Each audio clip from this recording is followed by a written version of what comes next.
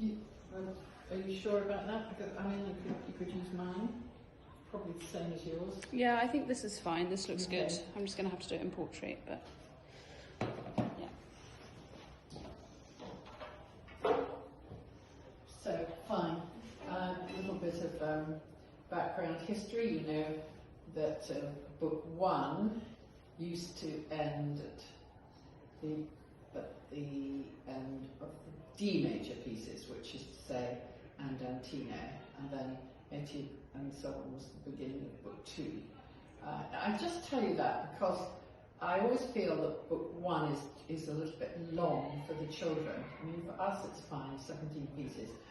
For the children, or perhaps even more, I should say, for the parents, because they get book 1 when the child is 3, and they start learning when they're 4, something like that, and they're still in book 1 when they're 5, and to be frank and honest with you, quite often they're still in book 1 when they're 6. Yeah, and it seems like, is my child not ever going to get out of book 1? You know, where's the progress? You know, parents need to see progress. So I do tell parents, by the way, when you've got to finish your D major piece, you're going to start etude. I always say, in the old days, this was the beginning of book 2. So just to give them a sense of achievement or something. It falls into 3 parts. The first section from Twinkle up to Long, Long Ago is folk songs. And then come the 5 pieces, Suzuki's own pieces. They're called etudes. They're all etudes. Each one has a technical teaching point. Be really clear about that. They're so useful, those pieces. And then comes what he calls the real music, which starts with Minuet 1. This is where real music starts. I mean, Bach, Bach, Bach, Weber, Gossecke. So then you have to bring another dimension into your playing. Do you see what I mean? With Twinkle, what we're looking for is perfect posture. Just, my goodness, it's a big deal. And it goes on being a big deal. So we'll start with just perfect posture, demonstrate for me without any difficulty. Very good.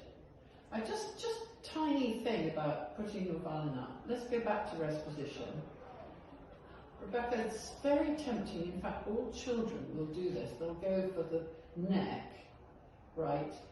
But then you've got the problem of this kind of thing. You have to make an adjustment.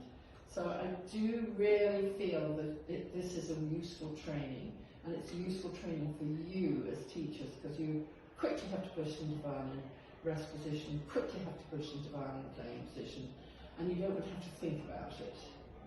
So just see what I'm talking about.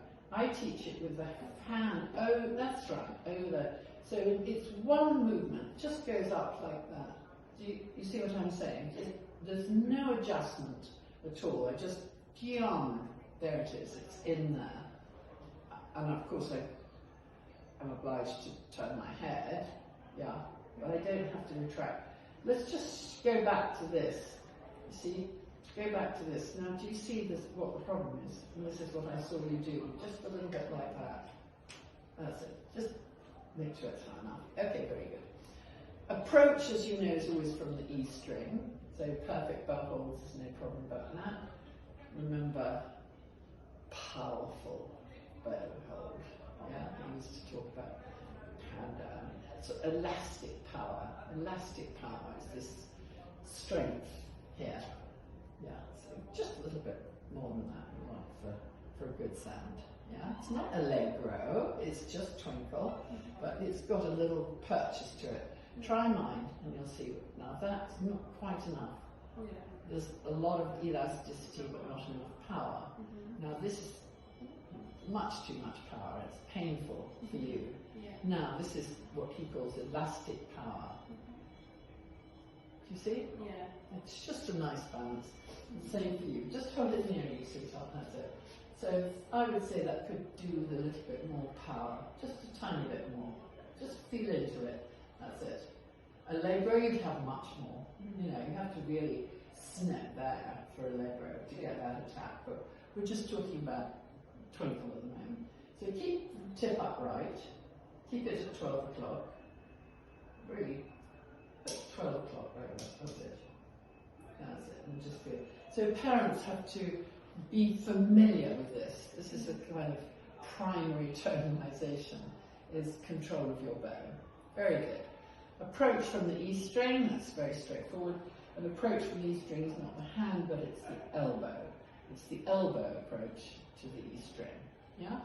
So you put the violin up, you turn your head, thank you. You put your violin up, it just slots in like that. Then the hand can go down, okay? And now you put the bow on the E string and roll over. This is how you should do it, even in your exam. Yeah? It doesn't mean you have to go like click, click. It just means the approach should be like that. There we are. You see what I mean? So nobody even really notices. Okay, I'll do the introduction.